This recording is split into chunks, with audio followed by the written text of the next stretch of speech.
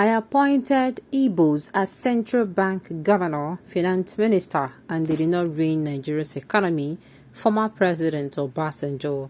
Welcome to the news and thank you for tuning in to listen. Please subscribe to our channel to get notified when the post hot juicy news update. Please click on the notification bell.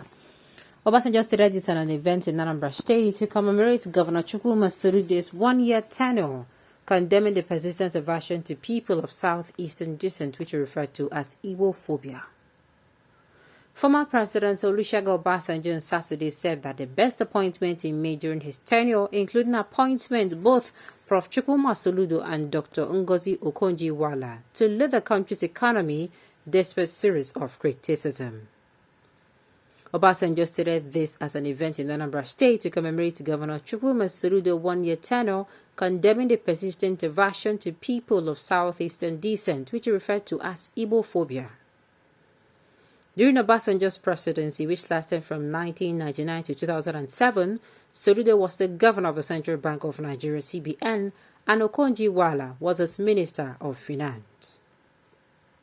The former president stated that Soludo, who worked closely with him as an economic advisor, never misadvised me, and the economics performance impressed him so much that he was asked to lead the Apex Bank. Soludo was the second Nigerian CBN governor who was not a commercial banker, according to the 85-year-old statesman. However, the ex-president stated that soon after appointing the academic, he encountered a dissenting voice. He said, "Somebody came to me and said, 'Wow, you have ruined the economy of Nigeria.' I said, 'How?'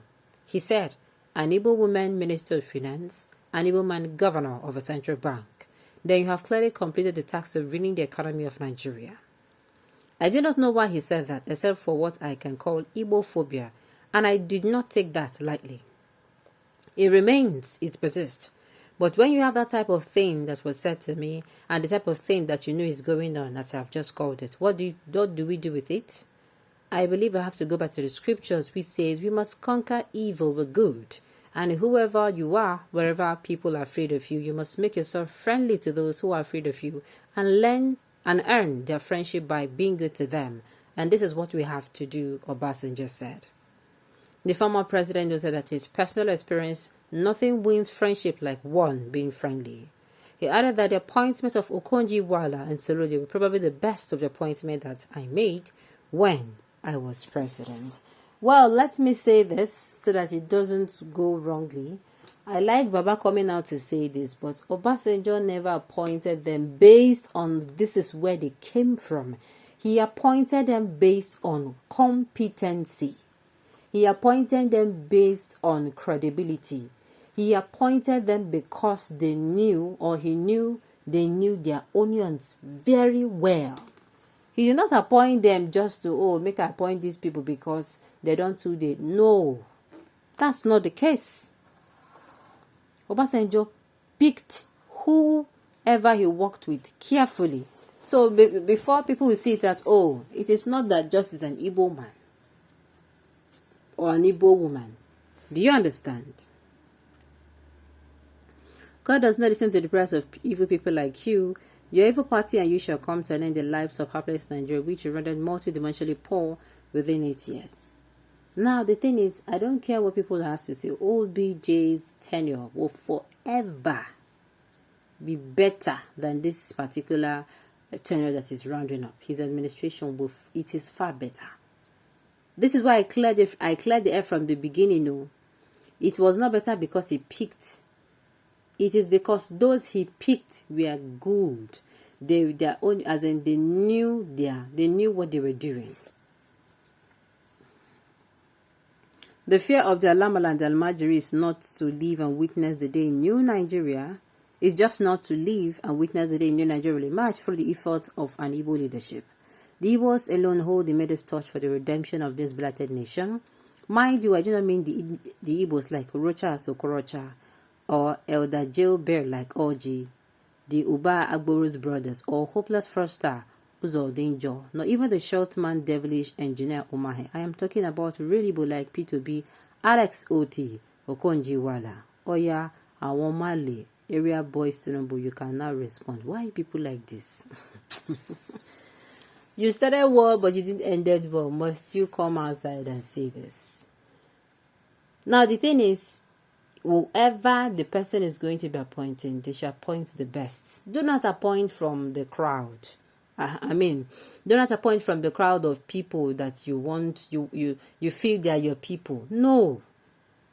Take it like an enterprise. If you have an enterprise, if you have a company or an organization, you're not just going to employ anybody because you like the person.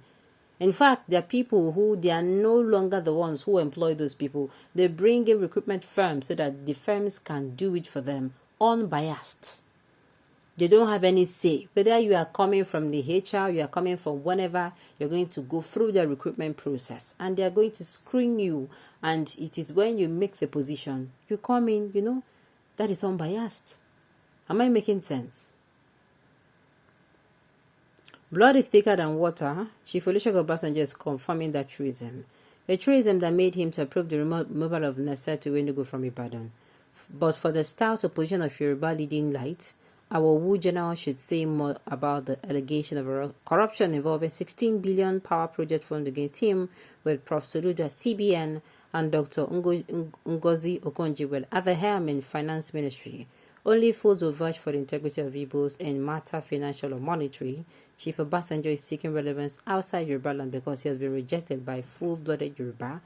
Okay, my own is now. What of now? We cannot continue to dwell on the past. If you people understand or keep listening to me, for every time they have raised out or raised the dust concerning the past of OBJ, I've said, unfortunately, we cannot keep going back. Can we get the hands of time and rewind it and go back to that time? It is gone, it is gone.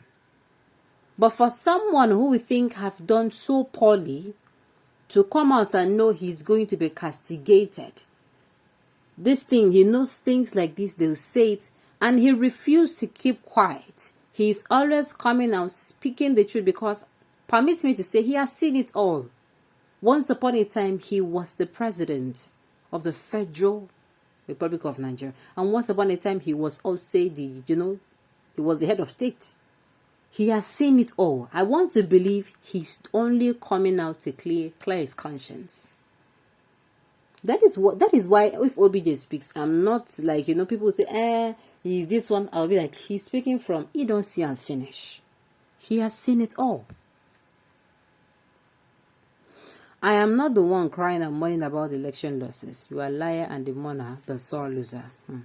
People can keep their money in a safe or in a billion van as long as it is within Nigeria and as long as they're not keeping the money away in British Virgin Island like P2B, who was discovered through the Pandora investigations. Really, is that what you're coming out to say? Waiting concern Pandora, Papa concern what will they talk about? Like I said, OBJ is coming out to do what he thinks is right. If you keep digging dust concerning his past, we cannot keep staying that. If you keep doing that as a country, we're not going to move forward. All right, on those notes, we have come to the end of the news. We say thank you for turning in to listen. Until I come here next time, enjoy the rest of your day.